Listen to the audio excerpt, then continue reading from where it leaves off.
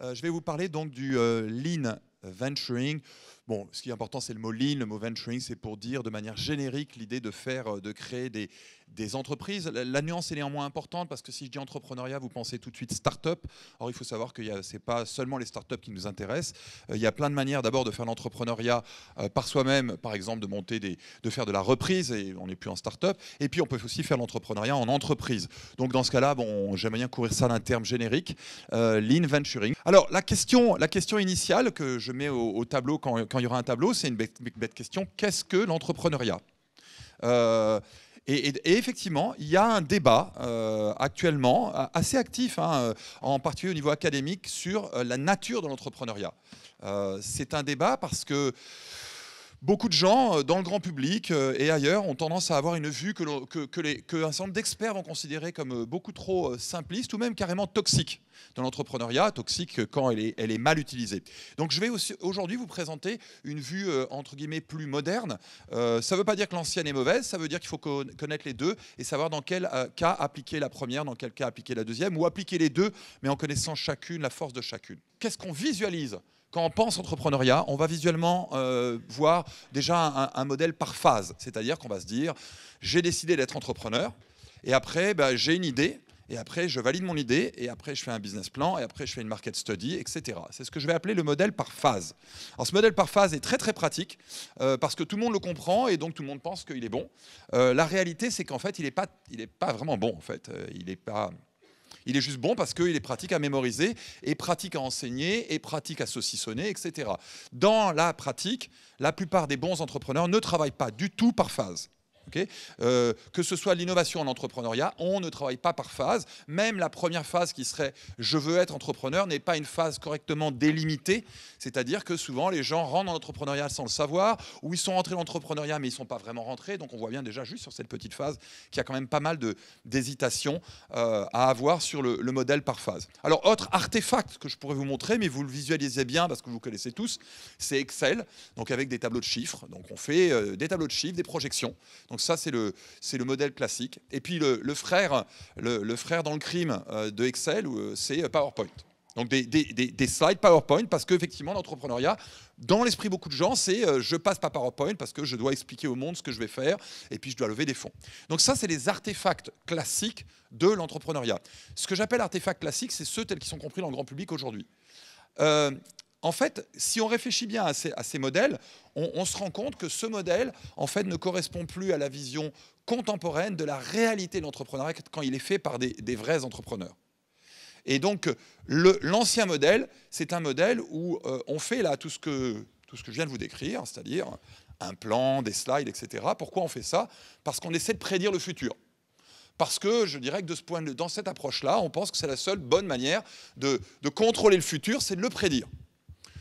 En fait, ça a été bien étudié et on se rend compte que ce n'est pas comme ça que ça se passe en réalité. Les bons entrepreneurs n'essaient pas obligatoirement de prédire le futur.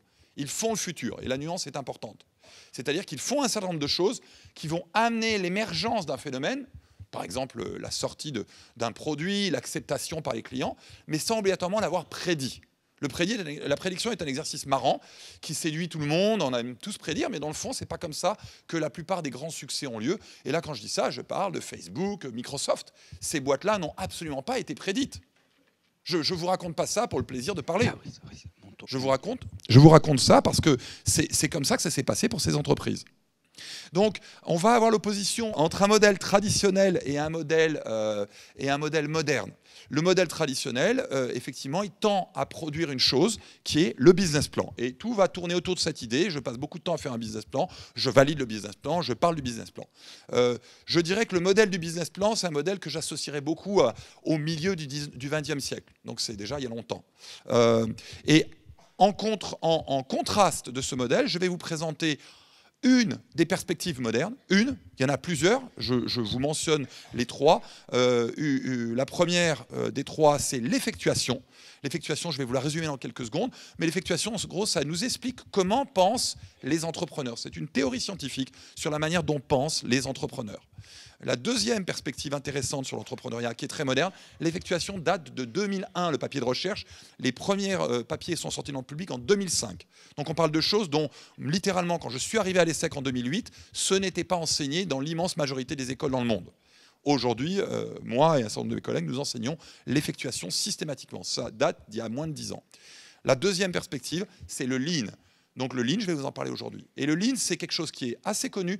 Levez la main, qui est-ce qui a déjà entendu parler du Lean, en tout cas dans le domaine startup? Vous voyez, il y a pas mal de mains levées. Il faut savoir que le bouquin sur le Lean date de 2011. Ici, vous avez le traditionnel, avec le business plan à la sortie, et les nouvelles approches. L'effectuation qui date de 2005, le Lean Startup, qui date donc de 2011 dans son premier bouquin. Ça faisait depuis la fin des années 2000 que Eric Ries parlait de cette histoire, mais le bouquin est sorti en 2011, ce qui est tout à fait extraordinaire en termes d'adoption, de savoir qu'aujourd'hui, une bonne partie d'entre vous connaissez une chose qui est sortie si récemment. Et puis une autre approche qui est proche, qui s'appelle Business Modeling, qui date, elle, de 2008. Toute cette colonne de droite, ce sont des approches modernes et qui, dans le fond, disent des choses très différentes de l'approche classique du business plan. Alors moi, je vais me focaliser sur celle du milieu aujourd'hui. Je vais vous parler du Lean. Donc je vais vous expliquer le Lean. Vous allez voir, ce n'est pas très long à expliquer. Mais surtout, je vais vous expliquer d'où ça vient. Je vais vous expliquer donc, la motivation profonde des gens qui ont inventé le Lean et ils ne l'ont pas inventé dans le domaine de l'entrepreneuriat. Donc c'est quelque chose qui a eu lieu dans beaucoup de domaines industriels. Donc ça parlera à d'autres aspects des compétences que vous devez avoir en tant que businessman. Et la deuxième chose sur laquelle je vais insister, c'est pourquoi le Lean, aujourd'hui, est toujours plus praticable. C'est-à-dire qu'au fil du temps, il y a des changements techniques, industriels, qui font que ça devient de plus en plus facile de faire du Lean. Donc si vous ne faites pas du Lean, c'est vraiment dommage. Okay, donc il y a maintenant de plus en plus moyens de faire correctement du Lean. Donc on va démarrer. Alors juste une petite remarque, c'était intéressant. Une des raisons pour lesquelles un certain nombre de spécialistes n'aiment pas ça d'un point de vue conceptuel, c'est parce que ça ne respecte pas une des définitions d'entrepreneuriat. Je ne vais pas essayer de jouer au jeu de vous le définir.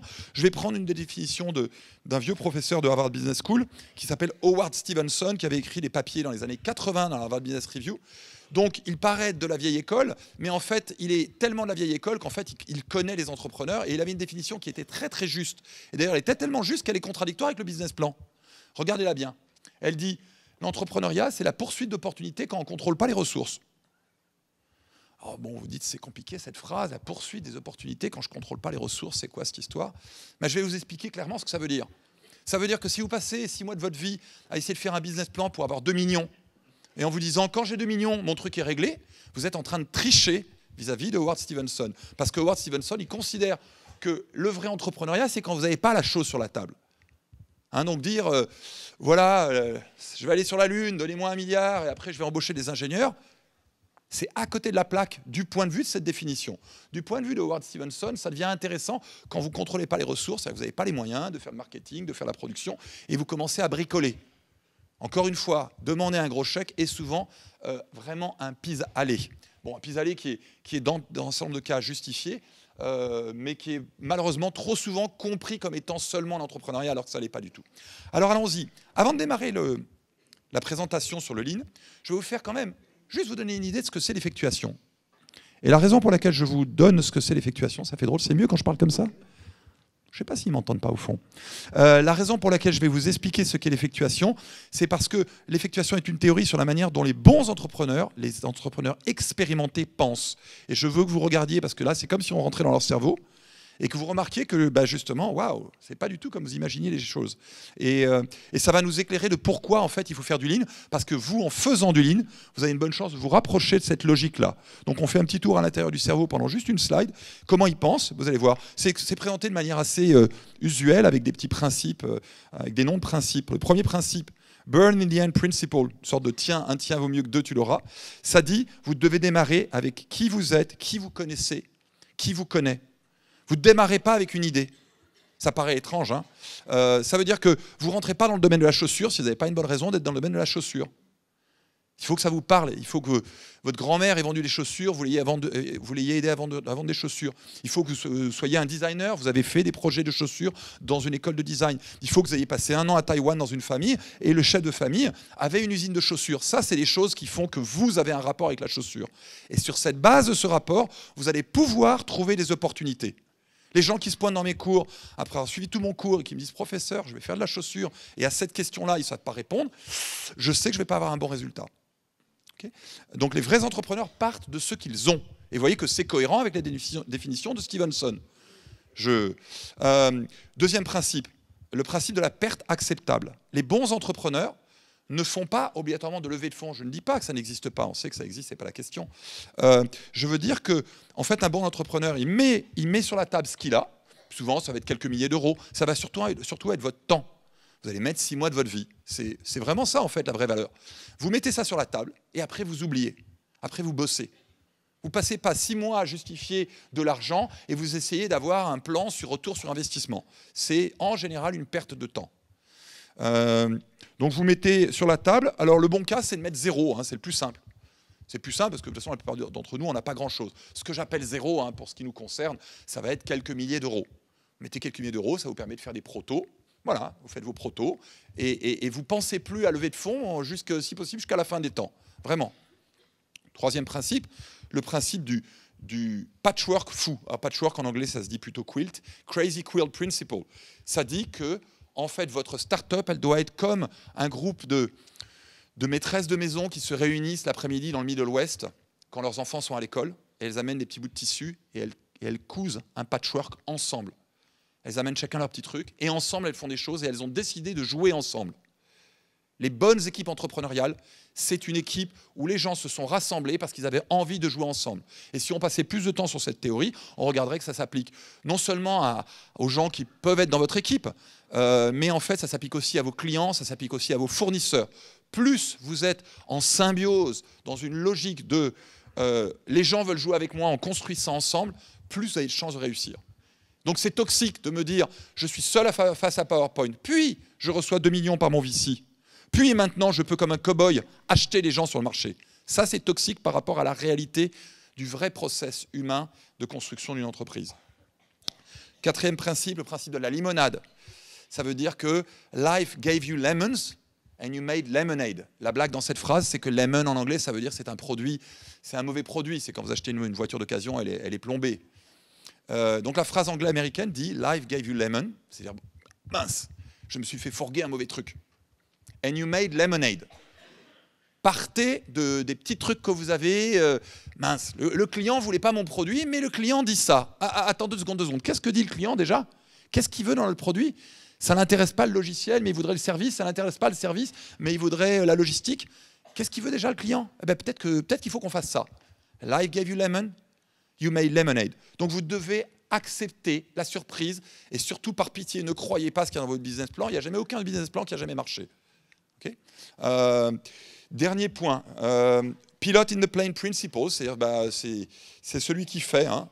Donc on va rentrer dans les logiques modernes du maker, du fait qu'il faut revenir à l'idée du faire, plutôt que juste de la pensée abstraite.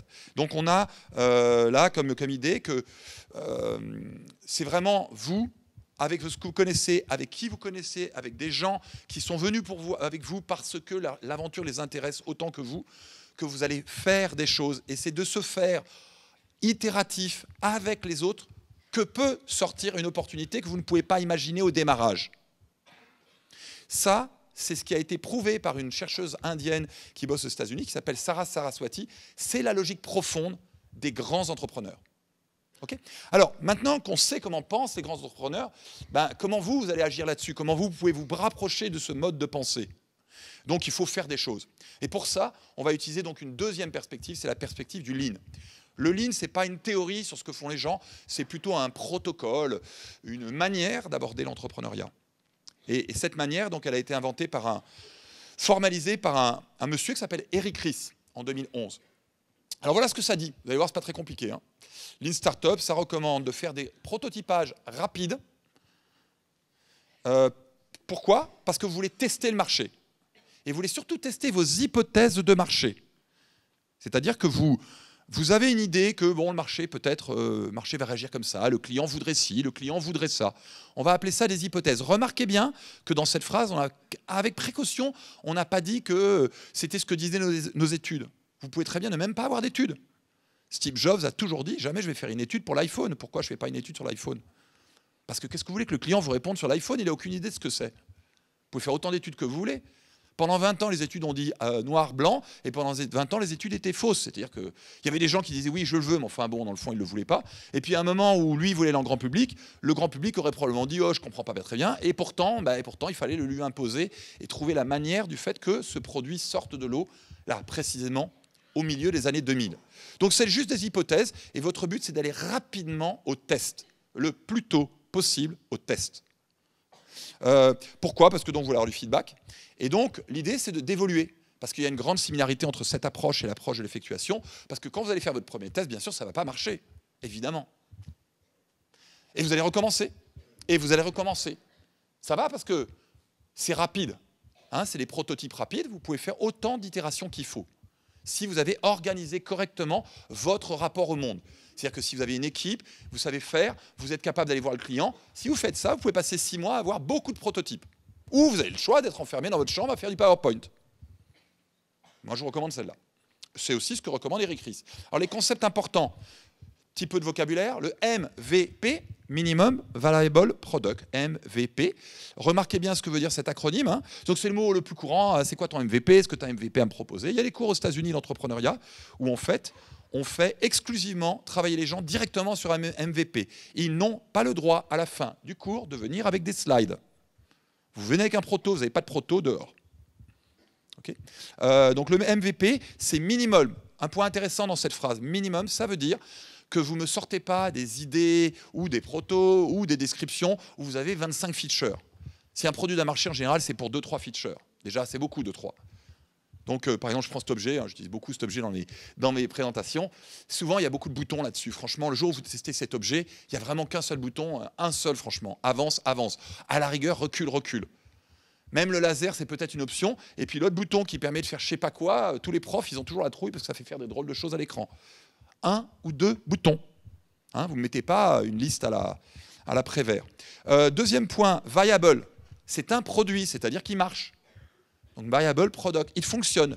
Ce n'est pas un truc qui fait semblant, et c'est encore moins, cher client, seriez-vous intéressé par un produit qui fasse ça? Ah non, mais ça, désolé les gars, c'est une market study, ça.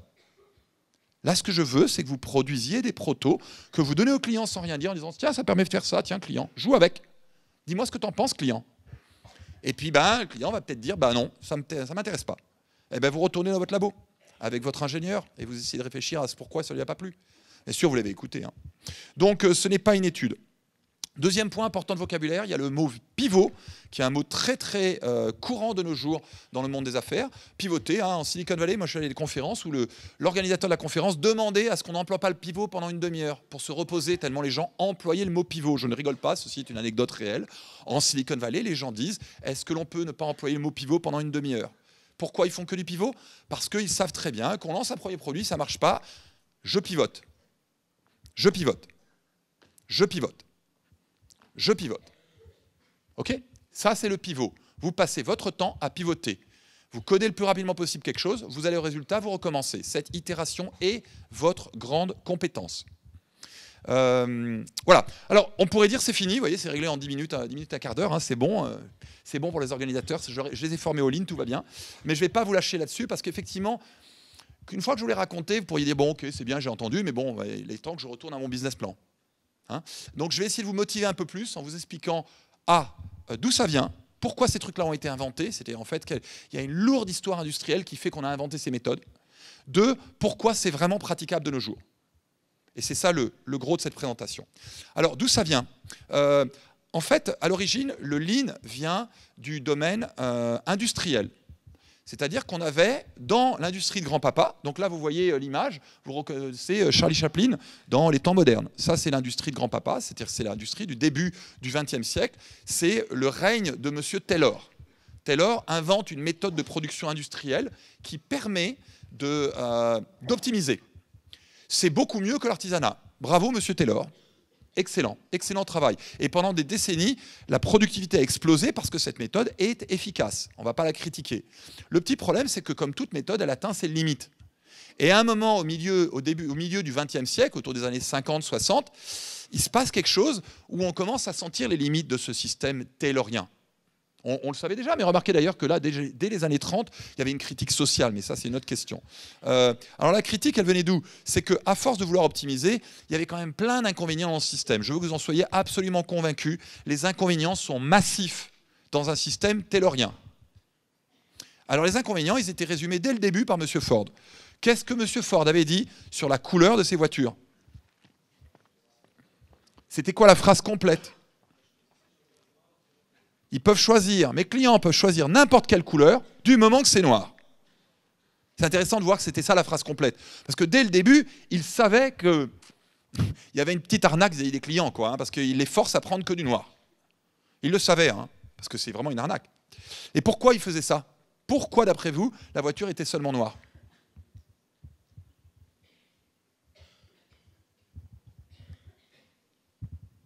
Pourquoi la voiture de M. Ford était seulement noire? Personne n'a aucune idée. C'est moins cher. Pourquoi c'est moins cher? Un modèle. Mais dans la pratique, au niveau du processus, hein, on est des experts de l'organisation, on va aller voir le processus. Qu'est-ce qui fait dans le processus? Si je dois avoir plusieurs couleurs, j'ai un problème. Pardon? Pas besoin de réfléchir. Alors ce qui est important, c'est de comprendre comment on peignait une voiture à l'époque. Alors, voilà. Donc, il faut vraiment regarder les process. C'est un point important, hein, dans vos projets. J'insiste beaucoup sur une chose quand je suis en cours. Regardez ce que moi je vais appeler les scénarios d'usage. Qu'est-ce que fait le client avec le produit? Là, il faut regarder ce que fait l'usine avec le produit. En fait, la manière dont vous peignez une peinture à l'époque industrielle taylorienne, c'est qu'au début, quand on est en artisanat, on peint comme ça. Mais là, ça prend 1 heure de peindre une voiture. Puis à un moment, ils inventent un truc super. Vous avez un rail, et le rail est comme ça. Et puis il descend dans une cuve qui est une piscine. Et la voiture ressort, comptez combien de secondes ça prend 10 secondes. Donc vous êtes passé d'un process à où vous passez 60 minutes, c'est-à-dire 3600 secondes. Je compte en secondes parce qu'en modèle taylorien, on adore les virgules et les secondes. Hein. C'est comme, on est des experts d'Excel. Donc 3600 secondes à 15 secondes. Waouh! Ça vaut la peine, hein, un tel gain. C'est super. Hein. Donc c'est pour ça qu'elles sont noires. Parce que vous devez construire une piscine, donc c'est du bâti, plus vous avez la surface, plus vous avez un rail qui passe là-dessus, plus vous avez un produit volatile, des milliers de litres d'un produit volatile dans la piscine. Donc vous pourriez peut-être mettre une deuxième piscine ou 2 ou 3 autres, peut-être à la rigueur, ça ira encore. Mais honnêtement, vous n'allez pas plus pouvoir en faire que 2 ou 3. Honnêtement, ça va être vraiment horriblement coûteux. Et M. Ford n'est pas bête, et il se dit, si je leur donne 2 couleurs, ils vont croire qu'on pourra avoir des couleurs différentes, donc il vaut mieux que je leur donne qu'une. Donc il dit, il n'y en a qu'une seule. Mais on a un problème, c'est que le client, franchement, il y en a pas mal d'entre vous qui aiment avoir une couleur jaune, verte, bleue, rose, ce que vous voulez. Donc on est en train de contraindre le client pour un problème de processus. C'est le problème fondamental de l'industrie du XXe siècle. Alors, la voiture est noire, donc à cause du process de painting. Et pourquoi? Parce qu'on a un investissement, il y a environ 100 000 € à mettre dans ce bac. Et cette peinture coûtant 10 €, je ne peux pas me permettre d'avoir beaucoup de bacs. Pourquoi? Parce que de toute façon, pour amortir un bac, il faut que je fasse la division. Hein, c'est-à-dire, si y a tant de marge, 1 € de marge par peinture, je fais la division. Alors, on peut faire la division entre de 100 000 par 10, ça importe peu la division, on est en ordre de grandeur. Les profs d'entrepreneuriat, ils font les divisions par ordre de grandeur, on compte juste les zéros. Okay, on ne s'embête pas avec les chiffres précis. Bon, en gros, il faut produire au moins 10 000 voitures pour amortir mon bac de peinture. Donc, j'ai un petit problème, c'est que mon processus industriel me force à peindre 10 000 voitures, et si possible, le plus rapidement possible. Ça, c'est la production de grand-papa. Cette production a un énorme problème. C'est que vous êtes en train de pousser dans le système industriel des tonnes de voitures sans savoir 2 choses. A, est-ce qu'elles sont bien au niveau qualité? 2, est-ce que les clients la veulent? La taille minimum, c'est 10 000. Et ça, c'est seulement pour une chose, la peinture. Après, il y a l'aile avant droite, l'aile avant gauche, le phare. Quand vous mettez tout le process bout à bout, sur une voiture, on part en milliards. Et la taille économique, c'est plutôt entre 100 000 et 1 million. Okay, donc c'est le problème du système taylorien. Attention, ce que vous faites quand vous faites un business plan, vous êtes en train de faire du taylorisme appliqué à l'entrepreneuriat. Donc faites bien attention à quel est le problème. Okay, vous êtes en train de faire un truc monstrueux en amont en pensant qu'il est optimal, et avec des conséquences aval sur l'acceptation de votre produit et des conséquences aval sur la qualité du produit. Donc, les conséquences, entre autres, pour votre information, et on va le voir dans vos présentations de business plan, c'est qu'une fois que vous avez mis ce truc, ce mammouth en amont, et que maintenant le mammouth, il faut l'évacuer, qu'est-ce que vous inventez pour évacuer le mammouth? Le marketing. Donc, Mad Men, tout le monde est le Mad Men, c'est une invention d'un processus marketing pourri. Parce que nous investissons des milliards en amont sur notre usine, maintenant il faut être sûr d'évacuer notre produit. Donc nous mettons en œuvre des méthodes massives pour tabasser dans la tête du client le fait qu'il va falloir qu'il achète cette voiture noire, qu'il l'aime ou qu'il ne l'aime pas. Par pitié, ne soyez pas en 2015 dans une telle logique. Ne me planifiez pas un gros marketing pour convaincre le client.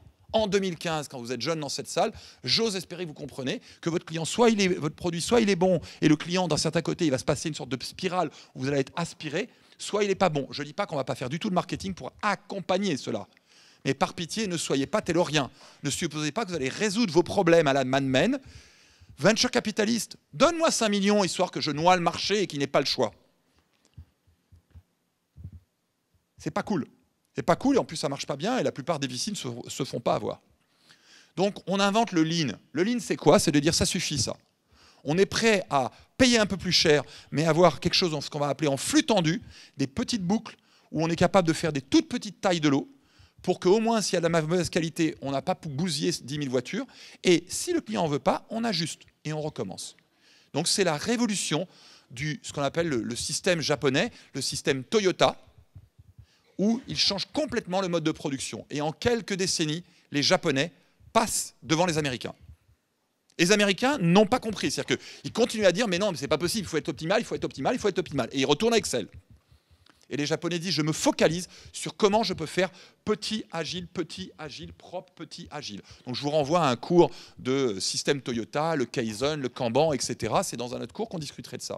Donc, voilà d'où ça vient en fait le lean. Et le mot lean, ça vient de là. Alors ce mot, donc c'est petit, élégant, la qualité est meilleure, on réduit la taille. Point important, hein, donc vous adaptez la qualité et la réponse.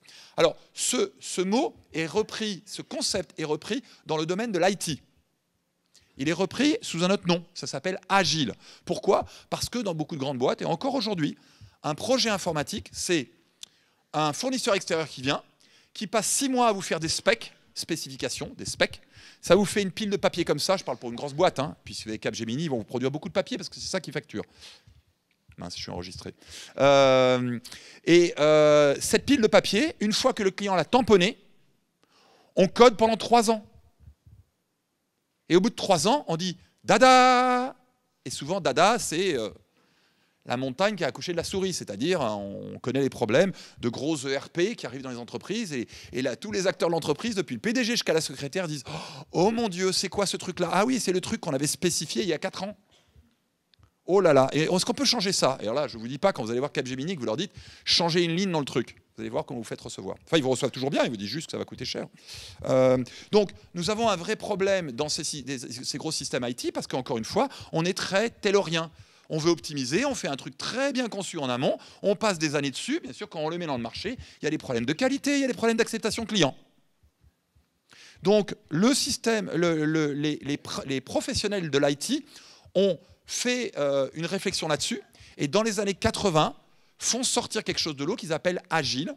C'est en fait du lean appliqué à l'IT. Ils disent voilà, on va prendre le problème par l'autre bout. Je prends chacun utilisateur, je lui mets un écran, je lui dis est-ce que tu comprends cet écran? Oui, non. Et je te mets une fonctionnalité, une deuxième fonctionnalité, une troisième fonctionnalité. Et je pars de son besoin et je construis de manière itérative.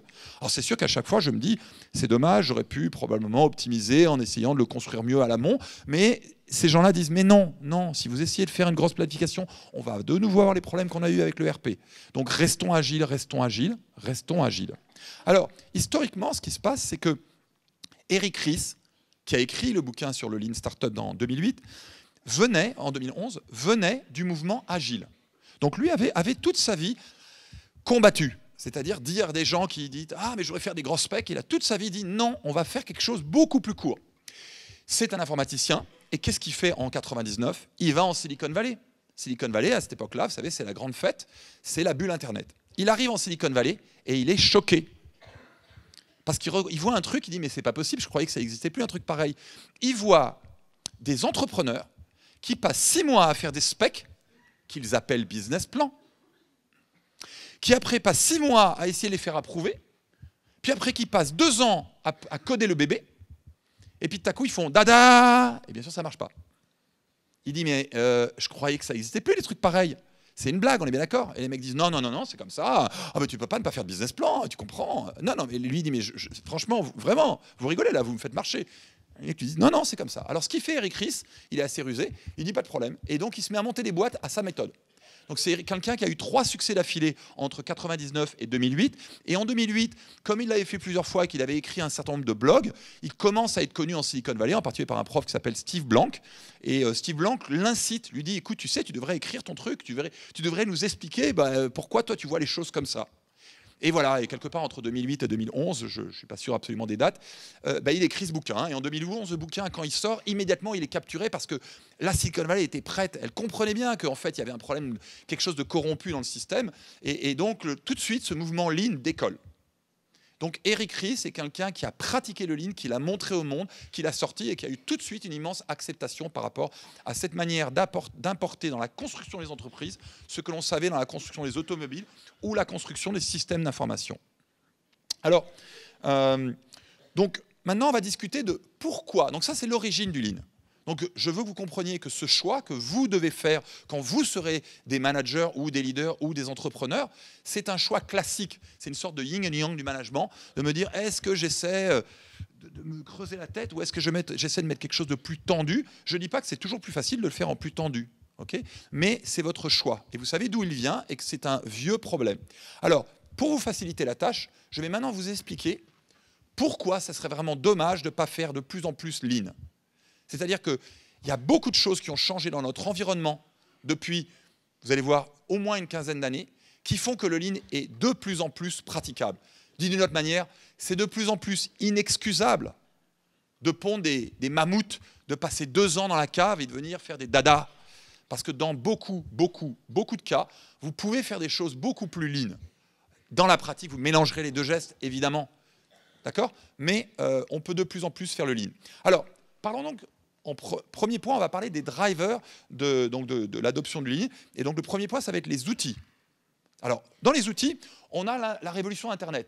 Donc là, je vous ai expliqué, Eric Ries arrive en Silicon Valley. Qu'est-ce qui s'est passé en Silicon Valley? C'est qu'autour de 95, la révolution Internet, pourquoi il y a une révolution Internet? Il y a plusieurs manières de le voir, mais moi, je vais vous donner celle qui nous intéresse par rapport à ce soir. C'est que jusqu'à 95, pour faire un système d'information un peu costaud et décentralisé, eh ben, ça coûtait très très cher le jeton d'entrée. Parce qu'il vous fallait des mini-ordinateurs connectés par des réseaux d'entreprises. Mais on parlait tout de suite en centaines de milliers d'euros. Hein. Le moindre jeton d'entrée, c'était des centaines de milliers d'euros. Quand Eric Ries arrive en Silicon Valley après 95, eh ben, il y a eu un changement. Maintenant que j'ai PHP, MySQL et le web, je peux en une nuit avoir une application. Et le lendemain matin, les clients la testent. Quand je dis une nuit, c'est eBay. eBay, il code la nuit en quelques nuits et les clients la testent. Les clients l'aiment, il est riche. Les clients l'aiment pas, il recommence. Pas de problème. Donc, la Silicon Valley vit un changement qui est dû au fait que la taille de l'eau pour produire ce genre de service s'est effondrée. Avant, pour produire un système d'information, il me fallait 100 000 euros. Maintenant, je peux le faire avec 10 euros. Vous voyez pourquoi je vous ai expliqué les problèmes de taille de l'eau en industriel. Parce que ce changement technologique, eh ben c'est gratuit, vous n'avez pas besoin de l'inventer. Avant, en usine, on était obligé de se dire comment je pourrais changer mon processus de peinture pour que j'ai plus une taille de l'eau de 100 000. Alors comment on fait? C'est qu'en fait, on le fait avec du pchit, avec des robots pchitteurs. Avec des robots pchitteurs, on peut de nouveau faire la peinture en 15 secondes et faire les peintures couleur unitaire. Donc on a été obligé d'inventer cette technologie. Vous arrivez en Silicon Valley, vous bénéficiez du fait que la techno a changé. Donc maintenant, avec cette nouvelle techno, vous devriez faire Lean.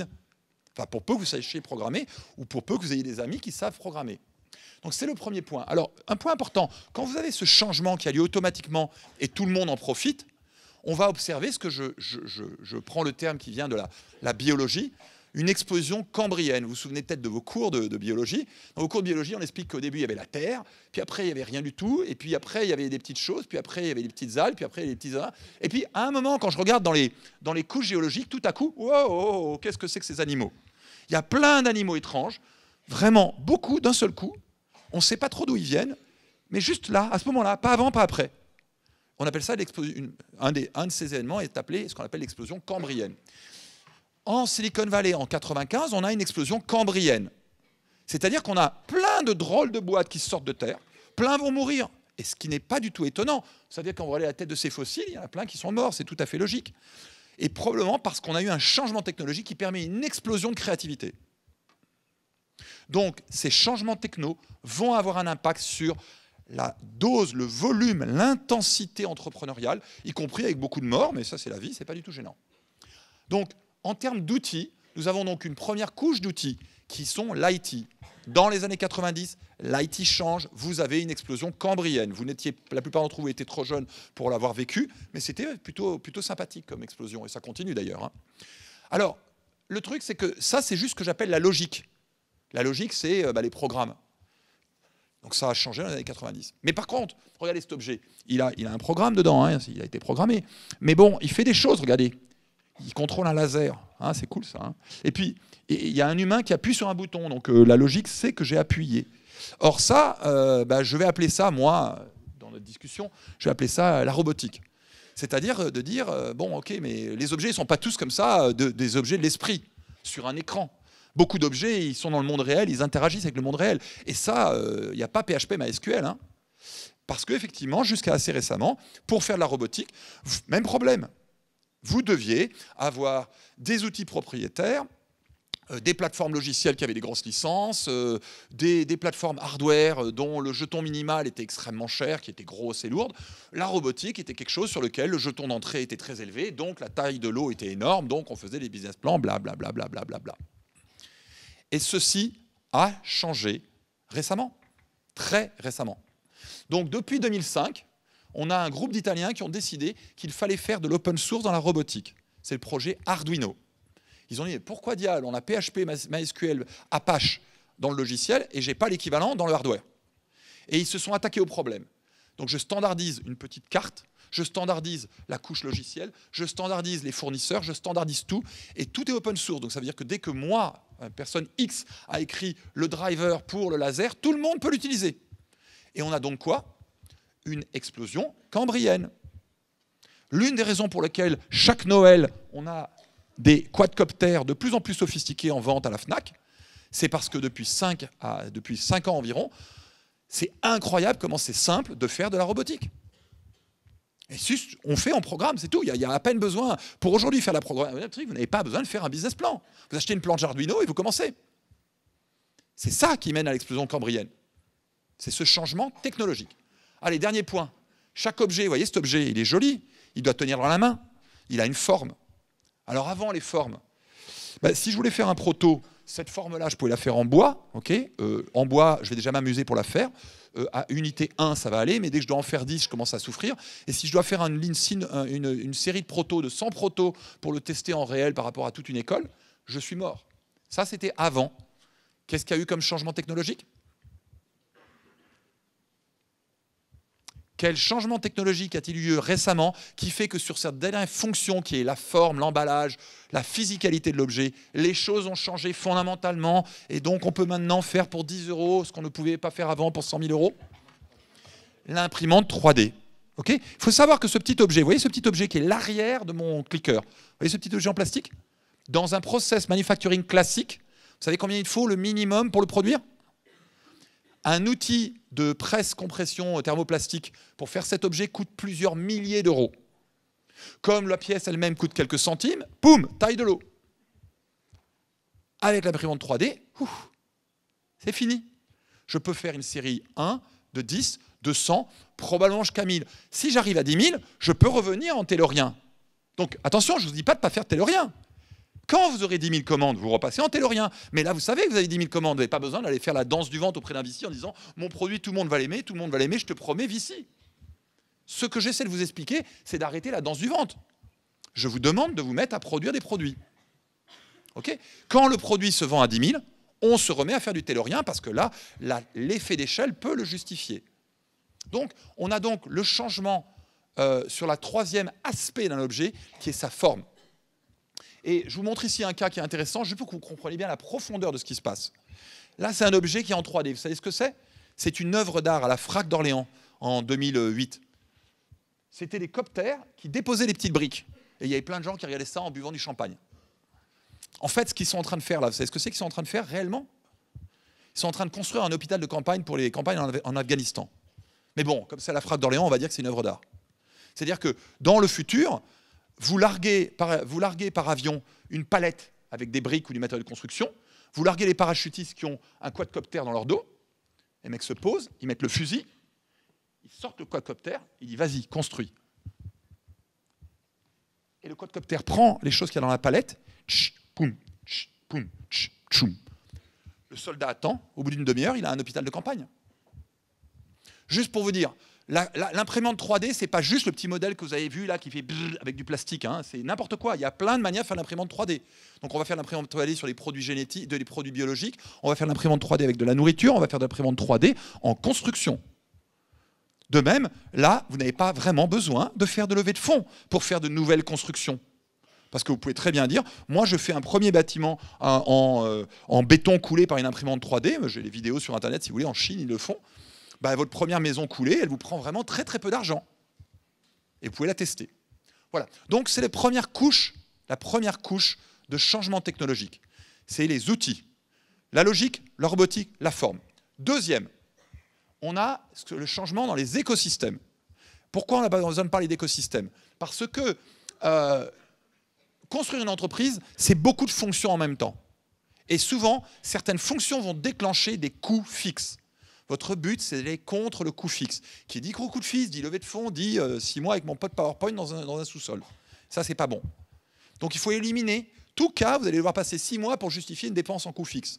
Donc, il faut se dire, bah oui, mais attention, la logistique, j'ai pas le service logistique, le marketing, j'ai pas le... Eh ben, tout passe. Allez, mets-moi tout en coût variable. Est-ce que tu peux mettre tout en coût variable? Donc, on va voir l'émergence de ce que j'appelle un écosystème, c'est-à-dire d'un certain nombre d'acteurs qui vont vous aider à faire ces fonctions. Et à la fin, vous pouvez juste continuer à être seulement vous, avec vos 3 potes, dans votre sous-sol, dans votre garage à Bécon-les-Bruyères, en train de faire votre produit. Et toutes les fonctions de l'entreprise peuvent être déléguées. Alors, on va regarder ce que c'est.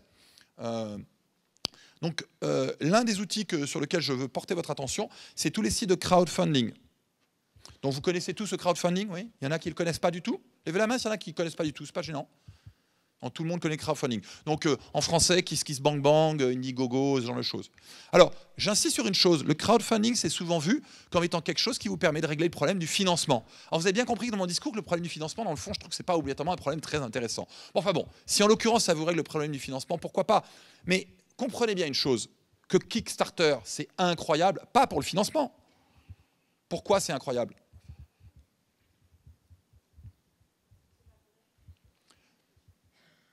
Si c'était, alors, se faire connaître, ça serait une solution, mais c'est juste se faire connaître, vous pourriez faire du Facebook. Voilà. C'est fondamentalement intéressant parce que vous avez un vrai problème. Ce n'est pas d'aller convaincre des investisseurs. Les investisseurs, je vous promets, viendront à vous quand vous aurez fait les bonnes choses. Okay? Vous avez un vrai problème, c'est le client. Eh bien, le client, vous le testez par une campagne de Kickstarter. C'est ça, la campagne de Kickstarter. Vous montrez vos protos, vous dites, voilà mon proto, voilà ce qu'il fait. Client, si tu l'aimes, paye. Alors, ça, quand même, qu'est-ce qu'il y a de mieux? Qu'est-ce qu'il y a de mieux qu'un client qui lui dit « Ok, je te donne 100 €, pitié, fais-moi vite venir le produit ». Il n'y a rien de mieux. Hein, on est en école de commerce, il n'y a rien de mieux. Donc, Kickstarter n'est pas vraiment un site de financement, contrairement à ce qu'on vous fait croire. Kickstarter est un extraordinaire outil de marketing moderne, c'est-à-dire de marketing de validation, pas de marketing de gavage. C'est-à-dire de comment je valide ma demande de manière la plus proche possible de la situation de marché. Donc, on va avoir donc, dans ce que je vais appeler l'upstream, c'est-à-dire en amont de l'entreprise, le financement, la validation du produit, vont pouvoir être faits toutes les deux, rien que dans Kickstarter. Une autre chose que je peux faire du downstream dans Kickstarter ou dans son écosystème. C'est-à-dire que vous allez voir par exemple un cas qui est intéressant, un gars, comment il s'appelle? J'arrive jamais à me souvenir du nom. Zach Braff. Zach Braff, un acteur qui a fait Scrubs. Zach Braff fait une levée de fonds en Kickstarter pour son nouveau film. Quand Zach Braff fait sa levée de fonds pour ses Kickstarter, il promet à ses fans un t-shirt. Et il faut mettre 40 € pour le t-shirt. On prend note que 40 € pour le t-shirt, Zach Braff fait 30 € de marge. Hein, et encore, je suis gentil. Donc c'est ça son Kickstarter. 10 000 personnes lui commandent le t-shirt pour son film. Encore une fois, pourquoi il fait ça? Parce qu'il ne veut pas aller voir les mecs d'Hollywood. Les mecs d'Hollywood, c'est des investisseurs, il est assez malin de savoir que de passer 6 mois à essayer de les convaincre, c'est d'abord du temps perdu, et puis surtout les investisseurs qu'on appelle producteurs dans cette industrie-là, vont commencer à essayer de le contraindre. Or, Zach Braff, pour ceux qui le connaissent, c'est un gars un petit peu original. Donc, il n'a pas envie d'être contraint. Donc, il fait une campagne Kickstarter. Et dans cette campagne Kickstarter, il promet un t-shirt.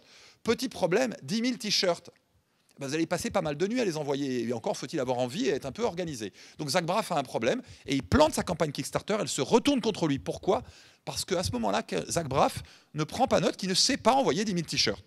Et c'est vrai que ça demande une vraie logistique. Et on ne peut pas la faire tout seul dans son garage. Le problème qu'a Zach Braff peut être vite réglé parce qu'on a maintenant l'émergence d'outils autour de Kickstarter qui vous règlent ce problème-là. Donc le nom de l'entreprise, je vous la donne. Elle s'appelle Shipwire. Il y en a d'autres, hein, mais bon, celle-là, vous pouvez prendre note. Qui vont donc assurer le downstream. Shipwire. Et Shipwire, c'est une entreprise à qui vous pouvez déléguer de dire j'ai fait une campagne de Kickstarter, voilà, j'ai commandé une palette de t-shirts par un site qui fait de la t-shirt, donc vous êtes toujours dans votre garage, hein, vous n'avez toujours pas d'argent à la banque, vous avez commandé une palette, puisque vous aviez l'argent, vous pouvez commander la palette, et la palette, vous la faites envoyer chez Shipwire, vous dites Shipwire, voilà, vous avez accès à mes identifiants chez Kickstarter, débrouillez-vous d'envoyer 10 000 objets quelque part entre la France et le reste du monde, entre les États-Unis et le reste du monde, ce qui est un problème compliqué.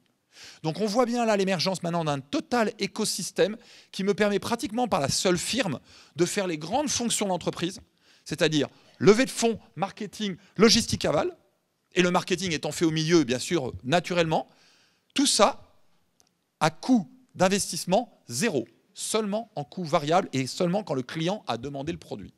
C'est une vraie révolution. Okay ? Je vous prie aussi de prendre note quand même que depuis de nombreuses années, on a quand même quelqu'un qui s'appelle Amazon qui fait aussi ça d'une certaine manière. Donc dans pas mal de cas, il faut se souvenir que ce qui était compliqué avant, qui était de mettre le produit à disposition et de gérer toute cette logistique, ça a été aussi réglé d'une certaine manière par l'émergence de ce méga acteur. Donc on a maintenant la totalité de la chaîne qui devient de plus en plus facilement accessible à zéro. Alors dernier point, c'est ma dernière slide. Troisième argument, le premier c'était les outils, le deuxième c'est un écosystème pour toutes les fonctions de l'entreprise. Dernier point, ce que j'appelle l'économie des API. Alors là ça devient un peu hardcore, mais bon, il faut que vous soyez au courant les amis, de la modernité. Si c'était vos parents, je ne leur aurais pas présenté, franchement, c'est pas la peine. Mais vous êtes assez jeunes pour subir ça. Alors qu'est-ce que c'est les API? Donc pour ceux qui ne connaissent pas, on a quelques centraliens dans la salle, c'est ça? Enfin, il n'y a pas que les centraliens, mais bon, ceux qui ont déjà fait un peu de code savent ce que c'est qu'un API. Pour les autres, soyez bienvenus dans le monde des API. Donc ça veut dire Application Programming Interface. C'est un terme d'informatique. Ça veut dire quoi? Ça veut dire quand deux programmes sont capables de se parler, c'est-à-dire qu'ils ont formalisé la manière dont tel programme pourrait parler à tel programme. En tout cas, ils annoncent comment on peut leur parler, et donc un autre programme peut dire tiens, moi je veux te parler, je voudrais avoir telle information ou je voudrais te donner tel ordre. Okay? On appelle ça une API. Alors pourquoi je vous parle de ça? Parce que les API vont devenir monnaie courante et ça va vraiment changer la manière dont les produits vont être construits. Et ça va surtout changer radicalement, ça va permettre l'émergence d'un nombre inimaginable de produits qu'on ne pouvait pas faire avant. Je vais vous montrer ce que j'ai en tête. Donc, sérieusement, je pense que ceci est encore plus important que la révolution Internet. Je suis sérieux. C'est-à-dire que de la même manière que la Renaissance, c'est Venise qui commence à mettre en place un certain nombre de moyens de commerce en disant je peux mettre en contact un certain nombre de sphères d'influence et de production. Et ce commerce crée une immense valeur qui va plus avoir des impacts au niveau politique et culturel. De la même manière, les API vont vraiment changer notre monde. Vous n'en essayez pas encore en rentrant dans cette salle, mais vous verrez, dans les 20 ans qui viennent, ça jouera un rôle important. Alors, je vous donne un exemple. Là, j'ai le nom de deux produits. Hue, que probablement un certain nombre d'entre vous connaissent, c'est des ampoules intelligentes faites par Philips. Vous avez déjà entendu parler de ça, certains d'entre vous, ouais, hein? Donc, et Lifex. Lifex est une boîte qui fait de l'ampoule intelligente. Alors, vous irez le voir après, là on a une version compacte de ce cours, donc j'y passe, je ne peux pas vous la présenter, la vidéo. Mais allez voir la vidéo de Lifex sur Kickstarter. En l'occurrence, c'est marrant parce que c'est Hue, l'incumbent, c'est-à-dire le grand de ce marché, qui actuellement domine plutôt que la petite boîte. Mais ce n'est pas gênant. Allez voir la vidéo de Lifex sur Kickstarter. Dans cette vidéo, ce gars-là explique la catégorie. Pour ceux qui ne la connaissent pas, ce n'est pas compliqué. C'est de dire, waouh, pourquoi je n'aurais pas une ampoule qui contient un chip Wi-Fi? Et donc après, par une application, je peux dire, allez, toutes les ampoules éteignez-vous en même temps, ou celle-là, je l'allume, ou je vous veux toutes roses en même temps, ou je vous veux clignotantes, etc. Donc je peux faire des choses sexy dans ma maison, ou dans mon amphi, ou... Okay, donc l'idée, c'est de rendre l'ampoule intelligente. Dans cette vidéo, À un moment, il se passe un truc miraculeux, bien sûr que vous, normalement, vous n'auriez pas remarqué. C'est qu'à un moment où ils disent « Ah oui, elle est commandable par un événement » et on la voit clignoter. Quelle est la fonction? La fonction, c'est de se dire que quand j'ai des ampoules chez moi, par exemple, je pourrais avoir l'ampoule qui flash en rouge si mon enfant n'est pas rentré de l'école à la bonne heure. Ou je pourrais avoir l'ampoule qui flash en gris si ce matin-là, il va neiger. Ou je pourrais avoir l'ampoule qui flash en rose si ma copine, ma compagne est en train d'arriver à la maison. Je peux donc linker le fonctionnement. Oui, ça fait rêver. Hein. Je peux donc maintenant linker, dans la manière dont cette vidéo présente les choses, je peux linker un objet physique, un objet du monde physique comme l'ampoule, qu'avant je contrôlais de manière totalement simplissime, qui était juste on-off, avec des événements du monde. Alors vous pourriez me dire, ouais, bon, c'est bien gentil votre truc, mais enfin bon, c'est un peu concept, comment on va faire ce truc-là? Ben, c'est là où les API rentrent en compte. C'est-à-dire qu'il y a maintenant des services, que probablement la plupart d'entre vous ne connaissez pas encore, mais bienvenue, vous devez absolument les connaître, qui vont permettre de dire, moi je prends n'importe quel service dans le marché, et je permets de faire n'importe quelle interconnexion, comme ça. Madame Michu peut décider qu'elle a son ampoule U, et elle veut la connecter à n'importe quoi. Alors, je veux dire ce que c'est n'importe quoi, pour que vous vous convainquiez quand même qu'on parle de choses tout à fait étonnantes. Donc ça, c'est le nom des deux services. IFTT, je crois qu'il y a un troisième T, où il s'appelle IF maintenant, ça importe peu. Et l'autre s'appelle Zapier. Alors, je vous montre les exemples. Par exemple, là, on va parler d'informatique au début. C'est de dire, tiens, je peux mettre quelque chose dans une feuille Excel s'il y a eu un événement dans mon calendrier, ou s'il y a eu un événement dans mon calendrier, je veux une note dans mon Evernote, ou s'il y a un tweet, je veux que ça aille dans mon Evernote, ou s'il se passe quelque chose sur mon Slack, qui est un outil de collaboration, alors je veux que ça tweete. Toutes ces combinaisons, vous les voyez, toutes ces combinaisons? Avant, vous auriez dû les programmer à la main si l'autre service l'autorisait. Aujourd'hui, quand vous produisez un service et que vous pensez au fait qu'il peut y avoir des API, automatiquement, vous pouvez faire que votre service répond à ces événements ou à ce genre de commande sur n'importe quelle autre des fonctions qui existent dans notre monde. Je continue sur la liste. Ou, tiens, quand il se passe quelque chose sur Twitter, je veux que tu le stockes dans Dropbox. Ou, si j'ai reçu un mail, alors je veux que ce soit dans Evernote. Ou, si c'est un Facebook, alors ça va dans Twitter. Je continue. Alors, on va rentrer dans les choses plus intéressantes. Si il fait beau, alors tu m'envoies un mail. Donc, je prends un événement qui est un événement météo. Donc là, je commence à palper l'environnement. Pour l'instant, c'était un peu Internet. Hein. S'il fait beau, allume mon ampoule LifeX rose et bleu. Si l'action IBM monte au-delà d'un certain seuil, alors réveille-moi au milieu de la nuit.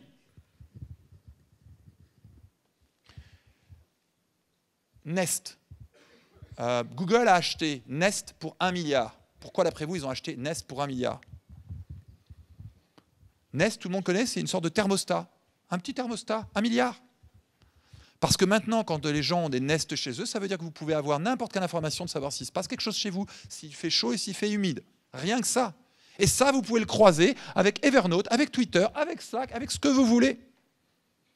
N'importe laquelle de ces combinaisons est faisable sur n'importe lequel des événements. Vous pouvez aussi faire l'inverse. S'il va faire beau demain, alors préchauffe ma maison. Encore une fois, sans programmer. On est toujours sur la question du lean. Toutes ces combinaisons dans le passé étaient non seulement impossibles, et les rares cas où elles étaient faisables, elles vous demandaient un sacré programmation. Aujourd'hui, vous faites n'importe lequel de ces nouveaux services, il a automatiquement accès à l'interconnexion à tout le monde. C'est une vraie révolution, étonnamment. Pour l'instant, les gens n'en parlent pas, mais bon, c'est parce que l'impact n'est pas encore énorme. Donc là, je peux contrôler le chauffage chez moi, je peux avoir l'information de ce qui se passe chez moi, je peux contrôler la lumière chez moi, et je vais contrôler tout chez moi. Okay, ça, c'est Wemo. Wemo, c'est des sortes de trucs que je mets dans ma prise, qui sont bien sûr sur l'Internet. Donc ça veut dire en gros que je peux contrôler n'importe quel objet électrique chez moi, d'après n'importe lequel de ces événements. Donc maintenant, franchement, l'expression the sky is votre seule limite est l'imagination prend un sens concret. Je termine donc, puisque je suis au bout. Nous avons donc un degré de combinaison qui était impossible même à imaginer il y a 10 ans. Aujourd'hui, non seulement vous pouvez l'imaginer, mais vous pouvez le faire, et vous pouvez le faire pour 0. Okay. Conclusion. Donc vous pouvez maintenant, pour 0, inventer, marketer, prototyper, produire, distribuer. Pourquoi vous priver? Au début, cette approche était une approche qui était réservée aux bricoleurs, c'était réservé aux vrais entrepreneurs qui savaient le faire naturellement. Maintenant, c'est utilisé de plus en plus avec vous, c'est utilisé de plus en plus par les grandes entreprises. Ça va donner lieu à une vraie révolution industrielle et donc une explosion cambrienne de services dans les années qui viennent. Donc un changement dans vos rôles. C'est pour ça qu'on vous en parle en école, pour que vous appreniez différents rôles et que vous connaissiez aussi ce rôle-là. Et dans ce rôle-là, on va dire, oubliez les méthodes tayloriennes de je produis beaucoup, j'ai besoin pour produire de gros investissements et je vais faire de gros marketing pour accompagner cette machine lourdingue.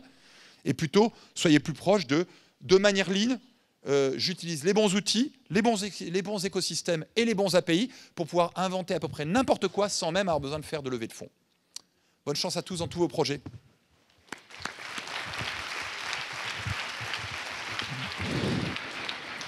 Bien, après ce plaidoyer vibrant pour l'agilité et l'inventivité, on a la place pour une ou deux questions. Je sais bien qu'il est presque l'heure de dîner, qu'on a une deuxième conférence derrière, donc vous ne dînerez qu'après la deuxième conférence. Mais tout ça, c'est pour tenir pour la nuit. Hein. C'est pas pour vous empêcher de manger maintenant. C'est pour être lean. Hein. Ils vont être très lean. Ils vont être très lean.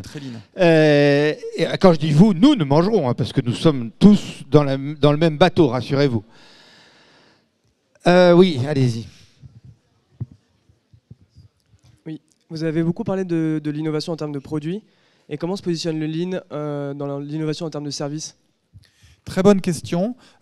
Si on avait plus de temps de parler en salle de classe, la réponse très rapide, c'est que les services sont en général, après on rentrer dans le détail, mais en général se prêtent encore mieux au lean. Ce que je veux dire par là, je vais vous donner des exemples typiques. Hein. Mais si vous dites, moi je veux servir le marché des touristes japonais qui viennent à Paris ou le marché des touristes chinois, mais vous pouvez le faire lean. Je veux dire par là que moi, quand vous êtes dans ma salle de classe, je vous dis, écoutez, pourquoi vous n'avez pas appelé une agence de voyage? Faites-leur leur service tout de suite en manuel. Parce que dans les services qui sont compliqués, après, ça va être de monter en volume et de standardiser. Mais faire un service, que ce soit un service de recrutement, un service de conseil touristique, et après on pourrait voir, souvent, c'est fastoche à la main, donc on le fait à la main. Il faisait du lean sans le savoir. Très bien. Il faisait du lean sans le savoir. Il le faisait du lean sans savoir. Donc en fait, rassurez-vous, la raison pour laquelle j'ai parlé de ça, c'est pas parce que j'ai parlé du cas facile et on a laissé le cas du compliqué de côté. En fait, le lean s'applique naturellement dans les services. Souvent, l'industrie avait des problèmes parce que l'industrie aimait bien les bons gros outils. Et on est content aujourd'hui d'avoir les manières de dire non, là non, là non, là non. Et en fait, il y a de moins en moins de raisons aujourd'hui de ne pas faire lean. Une question? Ah, faut pas vous étirer au mauvais moment. Hein. Oui.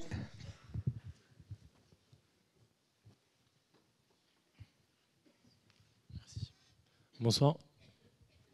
Moi, en fait, j'ai 3 questions. La première, c'est par rapport au process d'effectuation. Le premier principe, quand vous dites commencer avec qui vous êtes, ce que vous savez et qui vous connaissez. Si on ne sait pas ce que l'on a, mais qu'on est persuadé qu'on veut faire de l'entrepreneuriat, on fait comment à ce moment-là? Si vous voulez absolument être entrepreneur, il faut le faire. Donc je dirais que je n'ai pas d'angoisse là-dessus. Un message que l'on a vis-à-vis des élèves de l'ESSEC, et donc là je suis là, je peux vous le dire, c'est que vous n'avez pas besoin d'être entrepreneur tout de suite. Si quelqu'un veut absolument l'être tout de suite, c'est bien, et on va vous accompagner, on a tout un processus d'accompagnement. Vous êtes averti qu'effectivement, vous partez avec un petit peu moins. L'entrepreneuriat aussi se fait bien quand on a plus d'expérience. Donc on va avoir une hétérogénéité des populations. Alors des gens qui vont démarrer très tôt avec pas beaucoup d'expérience et ils apportent un peu moins, mais ils apportent leur énergie, ils apportent leur créativité. Ils apportent aussi le fait que comme ils n'ont pas encore beaucoup d'engagement dans la vie, ils peuvent peut-être tenir 2 ans sans beaucoup d'argent, ce qui est un avantage. Tandis qu'à 35 ans, vous aurez plus d'expérience, vous apporterez plus, vous aurez un réseau, mais par contre c'est plus compliqué au niveau du style de vie. Donc on va avoir les deux populations. Donc moi je dirais que vous êtes avertis du fait que c'est dommage. Maintenant ça ne vous empêche pas non plus de faire au moins une chose, c'est de développer un grand sens du fait que vous devez être amis, connaître des gens qui vont pouvoir faire des choses avec vous, que votre compétence n'est pas tant que votre seul ami c'est Excel et PowerPoint, mais votre seul ami peut être Marie-Charlotte qui est cuisinière ou qui est plutôt coprogrammeur et Jean-Charles qui est cuisinier. Et avec Marie-Charlotte et Jean-Charles, vous montez un service de cuisine et vous êtes le business person. Okay, donc développer cette compétence aussi, d'être capable de créer un groupe, d'être à la fois un leader en même temps que vous êtes un entrepreneur.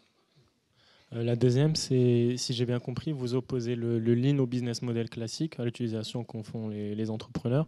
Donc du coup, ce que vous encouragez, c'est de ne plus faire de business model avec les facilités qu'on a aujourd'hui. Mais du coup, pourquoi tous les entrepreneurs font encore des business models et que nous, aujourd'hui, ce soir, on est censé faire du business model? Ouais. Alors, de toute façon, vous allez être obligé de faire des business plans. Soyons clairs, mes amis. nous avons absolument nécessité d'être des ninjas du business plan. Moi, je pense que je suis un ninja du business plan et je pense que vous serez tous des ninjas du business plan en sortant de cette école. D'ailleurs, à la sortie de ce week-end, déjà, vous allez commencer à être assez agile. Donc, de toute façon, la pratique du business plan, c'est une pratique qui est très générale, qu'on utilise dans beaucoup de domaines de la vie de l'entreprise, en particulier quand on est banquier d'affaires, quand on est consultant, quand on est corporate manager. Donc, le business plan, on ne peut pas y échapper, il faut savoir le faire. Okay, il s'avère qu'en plus, dans le domaine entrepreneuriat, on va souvent vous le demander, et là, il faut appliquer un principe de réel-politique. Si pour rentrer dans un incubateur, ils vous demandent un business plan, ben vous prenez un business plan, évidemment. Ça reste un processus qui n'est pas inintéressant pour vous aider à réfléchir. Dernier argument, quand vous gérez votre entreprise et votre projet, vous devez mélanger les deux compétences. Tout ce qui est un peu prédictif, vous devez le gérer de manière un petit peu serrée. Et puis, ce qui est un peu plus créatif et émergent, vous devez le gérer avec... Donc, vous devez être capable de faire les deux en même temps. Donc, ce n'est pas pour rien qu'à la fois, on vous entraîne au business plan, et on le fait dans d'autres cours de l'ESSEC, et en même temps, on vous expose aussi à des gens qui disent « Attention, la vérité peut être ailleurs ». Vous devez être bon dans les deux.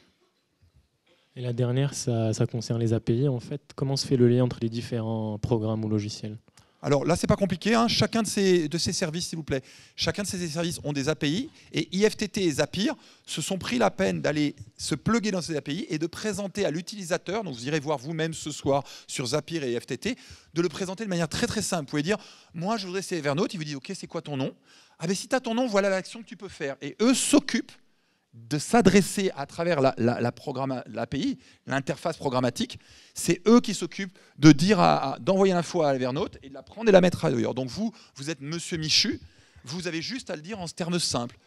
Je suis sur Evernote, je veux ci, et pour ça, par rapport à ça. Donc c'est des clics-boutons. Okay, c'est pour ça qu'on va avoir une explosion, parce que maintenant, c'est à la portée vraiment de tout le monde. Bien, effectivement, cette complémentarité d'approche, cette complémentarité d'outils, elle est évidemment essentielle. Hein, et dans une école comme la nôtre, on est évidemment là pour vous présenter l'ensemble des éléments nécessaires avec des outils qui sont peut-être plus innovants et plus à la pointe comme le Lean, des outils qui sont peut-être plus traditionnels. Si on prend le business plan, il a été très longtemps utilisé par les Américains comme étant l'étape de la loi. C'est-à-dire qu'on faisait un business plan pendant 2 ans et ensuite on appliquait le business plan quoi qu'il arrive. Et même quand on allait dans le mur, si le business plan disait on va dans le mur, on prenait le mur, on disait c'est pas grave puisque c'était le business plan. Il est clair qu'aujourd'hui, la pratique que l'on a du business plan, nourrie d'ailleurs par les questions du Lean, nourrie par les démarches de prototypage, nourrie par cette agilité, font que le business plan est devenu aussi un outil et une démarche très évolutive, d'où la nécessité de combiner, pour ce qui est créativité, le Lean, et pour ce qui est plus gestion et plus prédiction, le business plan. Étant entendu qu'un business plan qui se réalise comme il a été conçu, ça n'existe pas. Si vous en trouvez un, vous le donnez tout de suite, ou à Fabrice, ou à moi, ou aux deux. On fait une communication scientifique et on aura peut-être le prix Nobel de l'économie ou du management. Donc, n'ayez aucune illusion sur la valeur prédictive du business plan, mais ayez plutôt une conviction et en tout cas une compréhension des bénéfices de la démarche. On va s'en tenir là. Fabrice, merci beaucoup.